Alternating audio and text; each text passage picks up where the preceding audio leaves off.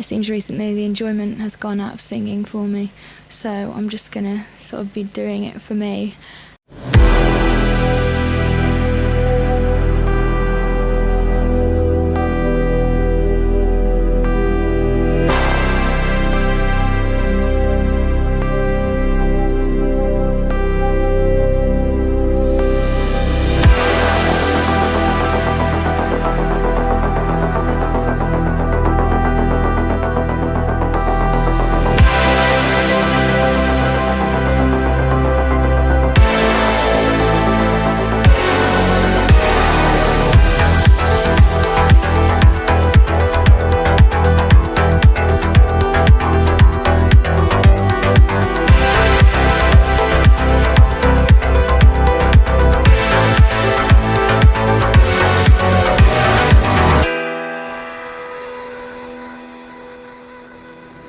Hey, YouTube. Another throwaway. Yes, I will not be keeping this. This I will be keeping. This is kind of where I started with my usual base level infrastructure, or my now to be usual, including modules Pipe Tycoon, which I said I wasn't going to go hard on, but have gone pretty ham here. And of course, Powerline Tycoon, which I said is the name of the game from here on out. And sure enough, that is what led us over to here. Got a couple little dams around too. Things are pretty miniature, which I'm pleased about. And then, yeah, this is what it is. I will explain it in the next section. The big off Kaleido thing. What's to explain? You've never heard of adding modules such as Pipe Tycoon, Powerline Tycoon, and now the most recent Particle Collision Tycoon? Yes, I've figured out a way to simulate all these things in the game. Not really. This is an empty shell of a structure that simulates nothing, made of railway trusses, railway bridges that are trusses. But it is powered by this interchange. See, it has been an idea of mine for a long time to have regular-ish. I still think the interchange that I'm calling regular is interesting in its own right. But yes, to have regular flat level interchange and then have some giant international interchanges, how I think about it, that kind of pops out of the land somewhere with many more lanes than the base networks. I mean, I would actually like many more lanes than this, but 6 would do in this vanilla iteration. Not that I would get a workshop asset of more lanes than that. I would probably go with the vanilla option of, I don't know, either just laying 3s or 4s next to each other. Didn't know there were 4-lane highways in the base game now. There you go. Or just single ones altogether like I did in Highway Box when I made an 18-lane road. Was it 18? I think so. And yeah, so it separates like local interchange traffic from this other giant interchange that needs to connect to the rest of the interchanges that exist. I mean, just for the sake of creating extra connections and more spaghetti. Well, for that sake, visually, but also, I mean, you know, one's an international network and the other's a local network, and we need to connect them up. And this whole sun thing, I mean, yeah, the cars go around in a big loop. And that is meant to represent how we have utilized traffic to power the apparent particle collision that is taking place in here. And even a little bit further, I made this super infrastructure, these giant power lines, as compared to, look how small their tiny power line brethren are. Yeah, so that's going to be fun. I wanted to make even a next level up power line, and will. That is like, I don't know, 10 times bigger than this, whatever. But that will span from here to like all the way over here. And And I guess partly indicating that this thing was meant to generate a heck of a lot of energy. Yeah. So how about the actual interchange itself? Well, it's not placed in a way that pleases me with regard to how it actually connects to the city. The city, or this suburb, it's a CBD. The CBD, I mean, for one, there's two sides of the CBD separated by this rail yard. Now that's a feature that I'm certainly fond of, is a rail yard, either, I don't know, separating something. In this case, I'm calling this entire section the CBD, but it is nice just to have a rail yard on the edge of a CBD and then a sort of bordering suburb on the other side. In fact, if I just go ahead now and designate this side the CBD and call this a separate suburb, I can kind of get away with what I was about to explain as a problem, being that all of the connections kind of like fuel this part of the CBD. But this is kind of just like, well, you need to pop out in this part of the CBD and then drive on like at grade. Ooh, lots of problem notifications. And then drive on at grade roads to get over here. So that's trash. And well, the other problem here is I don't have Traffic Manager, President Edition. Yeah, because I restarted the game once to download Cinematic Camera Extended so that I could take those cinematic shots. And then when I reloaded the game, all of the pillars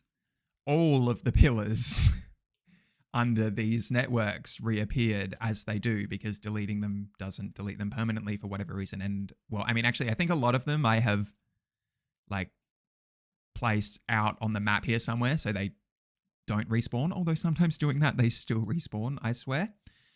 But yeah, the point being, having to delete those when I reloaded the game that time was bad enough, and then realizing that I didn't have Traffic Manager and there was something else that was important. But anyway, I didn't restart the game to get those mods so that I could fix things like that. and their pathetically, like their awful choice of route. Look at them despawning. Yes, you would despawn rather than line up wherever the heck that tunnel goes and then pop out back here. Yeah, I needed those mods to fix that, but I am throwing this away and didn't want to do the pillars again, and it looked good enough to me. There are cars on the road. And as I kind of began, what I began with by explaining this whole area is that it doesn't really connect to anything in a way that is functional enough to worry about the fact that this part and that part in particular aren't all that functional. How about the colors? Yeah, nah, I'm definitely going to be doing that from now on. Like this green road indicated, well, it goes this way. It happens to pop into a tunnel where I think that goes underneath here or possibly underneath this stadium. There's also a bunch of like train stations and stuff popped under various buildings so that I can spawn the vehicles that need to. Like there's a couple outside connections here. And yeah, those are also present under some of the buildings. So this goes to an outside connection somewhere there. But anyway, I only did that because I wanted to get traffic on the roads and I'm not building any further out. But this represents that, well, I made it green. Green, this direction. We're coming from over here, I suppose, this area. And so I might, when I scrap this and start building out organically, that's another concept that I will get to explaining in a moment, though I feel like I'm rambling a bit. When I get to doing that, maybe the whole outgrade of this will be green, and then highways spawning from it and whatnot will be green too.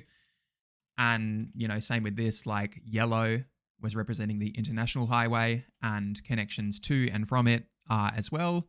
And like red, this direction, you get the idea. Organic growth.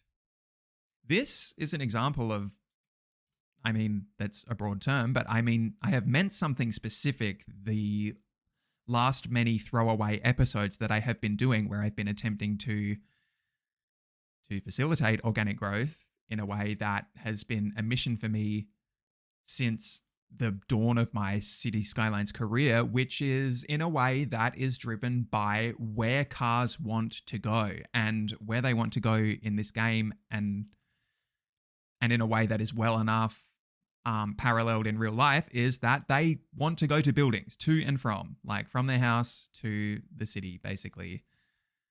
And a big part of that mission is creating CBDs, which is just a center of a magnet for cars, so that you have cars coming from every which direction. And at some point, see, I don't plan to make interchanges in the type of organic growth that I'm explaining. This, I will explain what actually happened here in a moment. I don't plan to make interchanges as I go. Only when there is a traffic jam will I make an interchange. I mean, for instance, if I was playing the way that I have been missioning to, this would be a good time to be like, well, there's cars despawning. We need to do something here. Time to add a bunch more connections until it is fixed, and just go on in that way, adding more and more population, more and more traffic jams, more and more interchanges. But the interchanges, I hope, will spawn in unique and interesting ways that are driven by like some real factor of demand. And I also hope that that will lead to some ideas that can be applied to real life. I am doing architectural engineering at uni, and hope to design interchanges one day is the goal. So we'll see if this has some real world application. And I mean, I don't know, I just think it's an interesting experiment. Most interchanges to me look very cookie cutter. I mean, a typical 4-way stack interchange seems to just be slapped down everywhere, or what's the other one, like cloverleafs, etc., without, a whole lot. I mean, there's no organic growth in the way that I am describing going on there. It's just that fits a lot of situations, and lacks a lot of creativity often. But yeah, so what happened here? I mean, it's kind of organic. I didn't just there's no cloverleafs and no stack interchanges. These are unique shapes that spawned from a type of laissez-fairness. Been watching too much Sex in the City. That's the only word I can think of, like extemporaneous, made up on the spot. Yeah, as in like these were driven by, well, I mean, I don't know how to describe it, because like look how tiny this area of city is. It's like, why do you need any of these connections? You don't. But if you're going to add them, then let's say, okay, well, they can come in here, like to the stadium, and come from here. And like the sun interchange pops out here. I don't know.